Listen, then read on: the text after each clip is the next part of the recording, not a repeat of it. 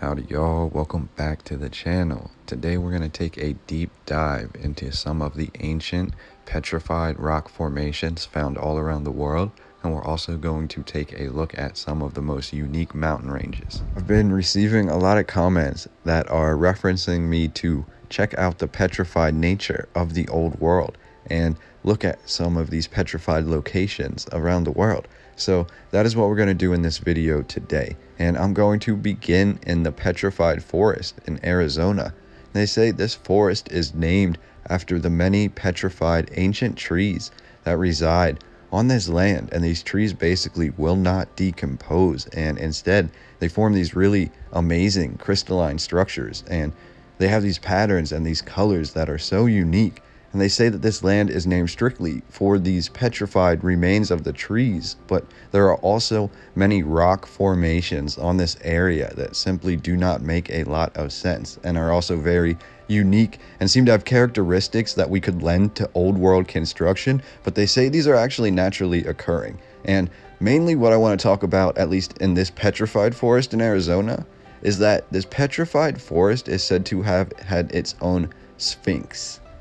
So according to the narrative, they discovered this Sphinx when they were surveying this land for the first time. And from the research that I did, I could find that there was only 3 known photographs of this Sphinx that were ever taken, and none of them are very clear. So if you could find any more, please drop them in the comments down below, because I would be very interested to look at those.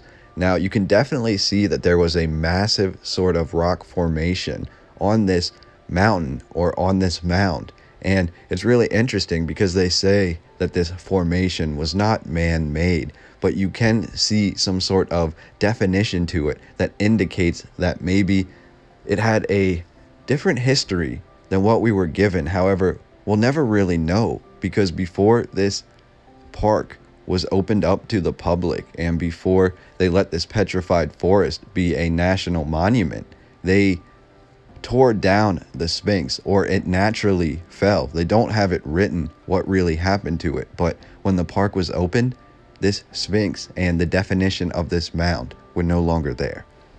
And I think it's interesting to note that in the narrative they say this was naturally occurring, and a lot of these structures in this area were naturally occurring, and they were petrified and they were ancient, whether they were rock or they were just, trees and things that were really petrified. They say that these were from a long time ago. So these stood the way they were in this petrified state for many years, according to the narrative. And yet, within the few years that man came in contact with them and brought photography around, many of these structures disappeared, or they no longer stood in the way that they did when they were initially petrified or they were initially formed. So I find that to be very interesting, that they say that we didn't go in and mess around with this land, we preserved it. But at the same time, many of these structures have changed, and they say that was naturally occurring. So just interesting that for millennia before us, they stood petrified and didn't move. And then after we came in contact with them, they naturally changed. And I think that's the other interesting thing about the desert, is that we have all these mysterious and dirty deeds sort of associated with the desert. You have Sin City in Las Vegas is a desert, and Death Valley, and in movies and cinema and books, literature, you always have the desert area depicted as esoteric and mysterious, and it's always written that there are hidden treasures in the desert. And I think that's a concept that's worth uncovering and unpacking, because a lot of the old world cities and structures that we find, many of them are buried in different sort of sand and mud and other things that could be considered deserted and barren.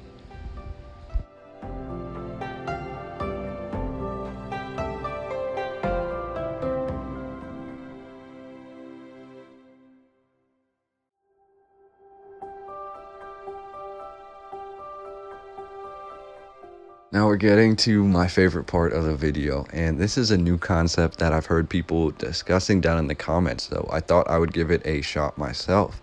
And this is the idea of taking these old world constructions, these different monuments and these different rock formations and different landscape shots, mountain ranges, things like that, and basically looking at them at a different angle, taking these photographs and turning them on their side or putting them vertical or flipping them upside down and seeing if anything about the image is striking or stands out to you.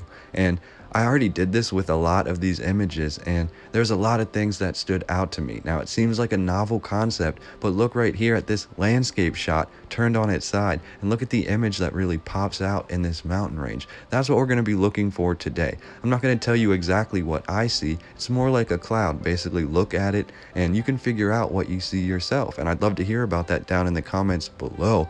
But let's get right into it. We're just going to take some of these unique mountain ranges and things that really stood out to me, and hopefully they stand out to you as well.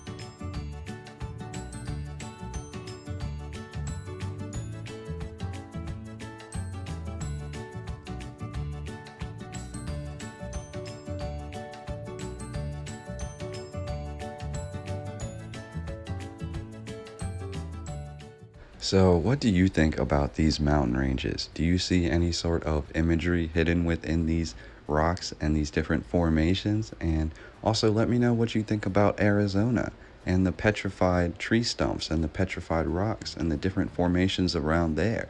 Do you think this is all naturally occurring, these formations and these rock faces? Or do you think this is a sort of hidden history that we haven't really scratched the surface of quite yet? I'd love to hear your thoughts and comments down below. This is more of a discussion video. So really, it's all about us breaking it down in the comment section and talking amongst ourselves and seeing what we think about these images. And I really enjoy talking about these things with you and hearing what you have to say. So I look forward to that. And we're at like 6K, 6.5K subscribers. So this family of ours is growing. So from me to you, I really appreciate you being here, and I will talk to you on the next video.